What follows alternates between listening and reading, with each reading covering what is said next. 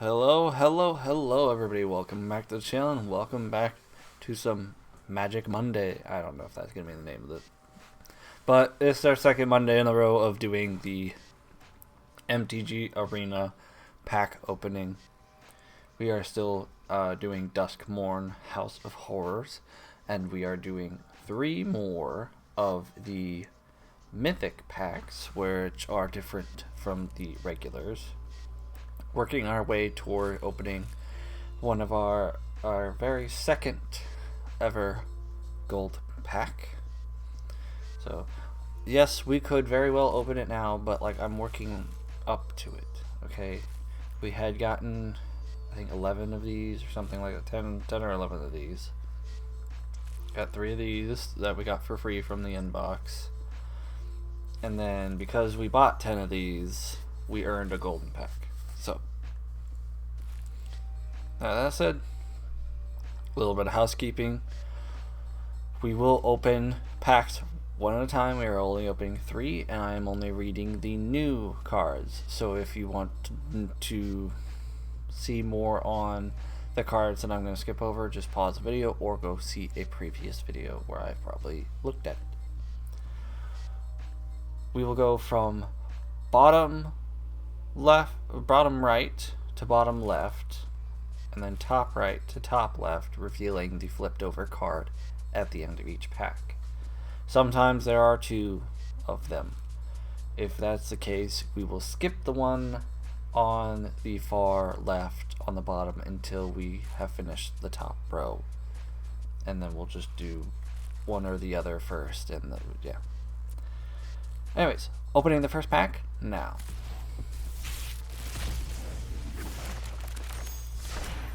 We've got Murky Sewer, which is a land. Murky Sewer enters the battlefield tapped unless player has 13 or less life, and you can tap to add either blue or black mana. It's actually really nice because if you're in a pinch, like, it'll act just like a basic land pretty much, and not have to come in tapped. So that's actually very nice of it to do that. And that's about it for that one. So let's move on to Erratic Apparition. Yeah. It is a 3-drop creature spirit with flying and vigilance, eerie. Whenever an enchantment you control enters the battlefield, or whenever you fully unlock a room, Erratic Apparition gets +1/+1 until end of turn. And it is a 1/3. Alright, that's a... So it's an interesting, but not all that, like, great of a card. Like, I would put it in a blue deck, and I would use it, but it's not on the top of, like, my priority for using it. I mean, it's all well and good. It's a cheap cost. It's low on its power and toughness, but it has a nice ability. Flying creatures are always good to have. Vigilance creatures are always good to have. So, all in all, pretty good. We got Living Phone. Kind of creepy, but so are all these. It's a 3-drop artifact creature toy. When Living Phone dies, look at the top 5 cards of your library. You may reveal a creature card with a power of 2 or less from among them, and put it into your hand. Put the rest on the bottom of your library in a random order. And it is a 2/1. Alright. Decent card, decent ability. I dig it. We've got... Ooh, this one's a pretty one. Inquisitive Glimmer. It's a 2-drop enchantment creature, Fox Glimmer. Enchantment spells you cast cost 1 less to cast. So it's both. I think enchantment creatures, I think, are like both an enchantment and a creature, but they're their own thing. I don't know. But it's like an enchantment that helps other enchantments, if that is the case. Unlock costs you... Okay. Unlock costs. You pay cost 1 mana less. Okay. The phrasing on that, I feel, could be changed to make it a little more, like, so you don't have to double take, but I get it. It's a good card. It's a 2/3. It's alright. We've got Clammy Prowler. It's a 4-drop enchantment creature horror. Yeah, that is. When Clammy Prowler attacks, another target attacking creature can't be blocked this turn. And it is a 2/5. Alright. So it's definitely one that you want to attack with another attacking creature. Otherwise, you're kind of just wasting the ability. So. But it's an alright card. Very perturbing imagery. But yeah. Moving on. Already seen that one. Overgrown Zealot is a 2-drop creature elf druid. You can tap to add 1 mana of any color. You can tap to add 2 mana of any 1 color. Okay. This is interesting. This is like, for those of you who don't know what a mana dork is, this is a mana dork. It's something that isn't a land that gives you mana to use. But oh, okay. So there's a but. It doesn't say it on the card, but like there's stipulation here. Spend this mana only to turn permanents face up. And it's a 0/4. So it's basically a defender. A defending mana dork. Yeah. So you can either use it to get 1 mana of any color or 2 of the same. But strictly to turn like face down, permanents face up. Alright, it's pretty standard for green mana cards to do that. And for it to be for any color, you could definitely slap that in a like a all color deck. That'd be useful. Alright, last card. A Haunt Woods Shrieker. It's a 3-drop creature beast mutant. Whenever Haunt Woods Shrieker attacks, manifest dread, which we discussed in the last episode, and is on screen if you guys want to read it yourselves. You can pay 1 of any color and 1 green mana to reveal target face down permanent. If it's a creature card, you may turn it face up. And it is a 3/3. Not bad, not bad. On to the next pack. We have Neglected Manor. I think this has given us the most lands out of any of the other like expansions packs.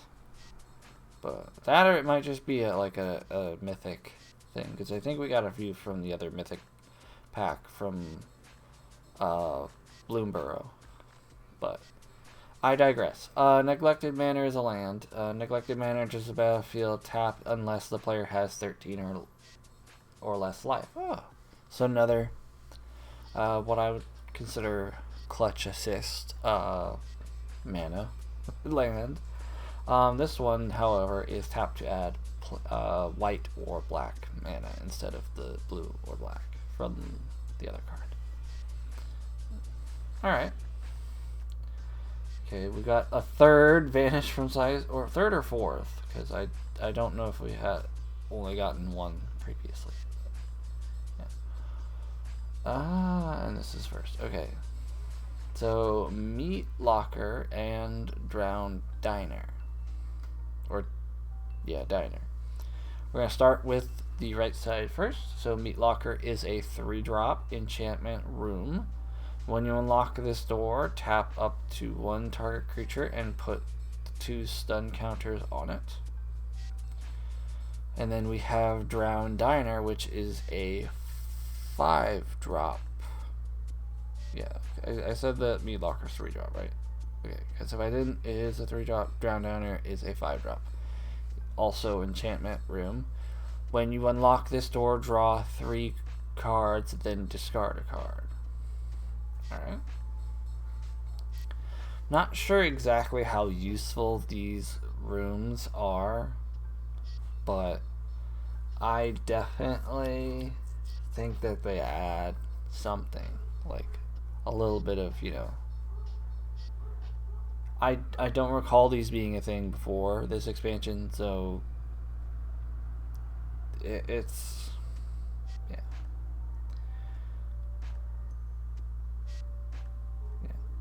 And I haven't explained this one before in the last one, but a room, like, you may cast either half that door unlocks on the battlefield. As a sorcery, you may pay the mana cost of a locked door to unlock it. So when you play the card, you're using either or. And then you can play the other side or the other half of the card as a sorcery. Alright.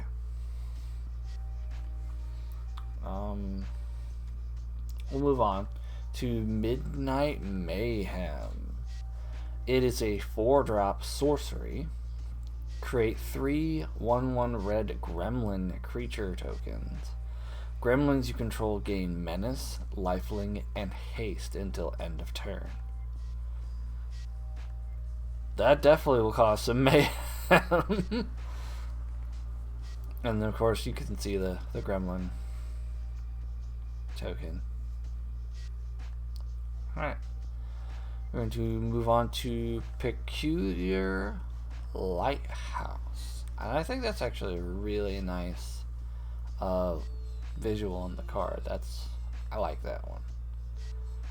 Okay, this one is also like the others we've seen so far. Peculiar Lighthouse enters battlefield tapped unless player has 13 or less life. So once again, I'm seeing that being a common trend, and I like it. Like, if you're in trouble, you got 13 or less life, you can, like, have a little bit easier time with your mana, not be having to wait a turn to use it. That's useful. That's fairly considerate of the Wizards of the Coast to make cards that do this. Like, I like it. I think it's a good thing. Anyways, this one is for blue and red mana. And I seriously think that is a very, very cool image. I know that the cards aren't always about the image on it, but it's definitely a talking point for a lot of these, because, like, that's a really cool, like, and of course the Midnight Mayhem has 2 artworks associated here, and both of them are really well done. So I like them. I like them a lot. This one has, like, the Meat Locker one is reminding more of the ice cave on planet Hoth in Star Wars Episode 5 with Luke Skywalker, more than it does like a horror movie Meat Locker. The only thing that says Meat Locker to me at that point is the hooks. But I digress. Moving on, we've seen that one. We got Withering Torment, which is another very stunning visual here. It is a 3-drop. It is an instant. Destroy target creature or enchantment. You lose 2 life. You see, that's not worth it to me. Paying 3 mana and losing 2 life just to take out a creature or enchantment, that's not a good trade-off in my eyes. Alright. Final card of the pack. A rare wild card. Feeling a little gypped because they could have just shoved that anywhere and not had me reveal it like that, but we'll move on. Last pack of the video.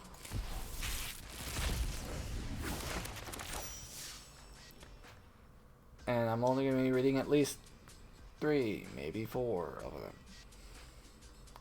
Okay. We've got Razor Trap Gorge, which is a land. Razor Trap Gorge enters the battlefield tapped unless the player has 13, I can read, or less life. And this one is a black or red mana. So, yeah. Once again, like the concept, like the play of that. We did get a common wild card and an uncommon wild card. We've got Found Footage, which is a 1-drop artifact clue. You may look at a face down. Okay, hold on. It might just be my brain playing tricks on me, but okay, let me think through the wording here. You may look at face down creatures. Okay. Your opponent controls at any time.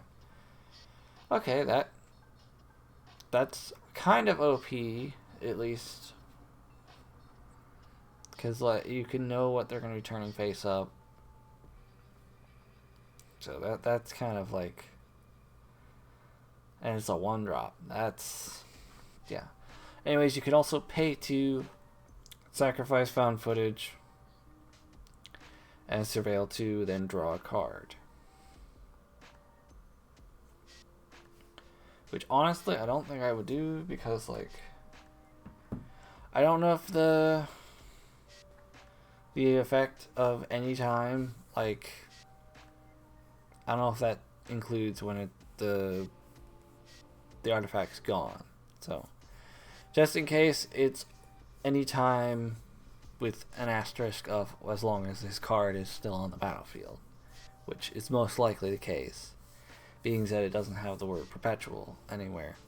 So, yeah, I don't think a lot of the cards that you pay and you can sacrifice so you can draw or whatever, like, I usually don't bother with that because I'm like, I usually want this card still in play. So, I don't know. Options are good. I'm not saying options are bad. Just saying that, like, usually the sacrifice option is not one that I usually or really have ever utilized. I don't know. Might just be me. It's fine though. We got another Cryptid Inspector. We got Sheltered by Ghosts, which is a 2-drop enchantment aura. Enchant creature you control when Sheltered by Ghosts enters the battlefield. Exile target non-land permanent an opponent controls until Sheltered by Ghosts leaves the battlefield. Enchanted creature gets +1/+0 and has lifelink and ward 2. That's actually really good. I like that. Okay, and lastly, we've got a twofer. We got Charred Foyer and Warped Space. Starting with Charred Foyer, that is a 4-drop enchantment room. At the beginning of your upkeep, exile the top card of your library. You may play it this turn. And we've got Warped Space, which is a 6-drop enchantment room. Once each turn, you may pay 0 mana rather than pay the mana cost for a spell you cast from exile. So free, but I like that one. Not gonna lie, that's like the Charred Foyer part is okay, but the Warped Space one I like. I mean, I like being able to play cards for free. Now, technically, you could do an expensive combo for both of them. I mean, the expensiveness is only like right out of the gate, cause like, and they do work in tandem really well, cause like at the beginning of your upkeep, you can exile the top card of your library, and you may play it that turn. And if you have Warp Space already played, then once each turn, so right then there, you can just immediately play it for free. So you can, every upkeep, play the card on the top of your library every turn. And that's, honestly, I love the concept of that alone. Like, separate Warp Space is like a great card, and then Shard Foyer is like an okay card. But like together, and the fact that they're the same card, technically, means that like playing them together is always a possibility, depending on your mana pool, of course, because if you only have 4 mana and you get mana starved beyond that, so you don't pull any more mana, you're obviously not paying the 6 to wombo combo that together. But other than in that instance, you pretty much guarantee to play these together, and that is, not gonna lie, I'm probably going to get on TCG Player and get me some physical copies of this card, because goddamn. And that's quite the way to end this one, because that is the last card of the video, and it was quite the impressive one. So that leaves us with 4 of the Mythic, 3 of the regular, and 1 golden pack. We will be doing 3 more of the Mythic packs next time, and then after that we will do the last Mythic pack. I don't think I mathed that out right. Oops.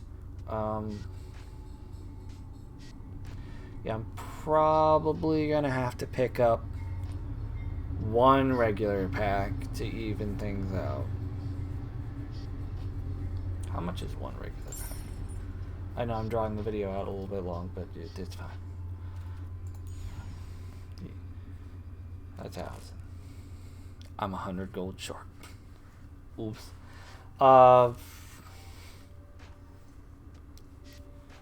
It's okay.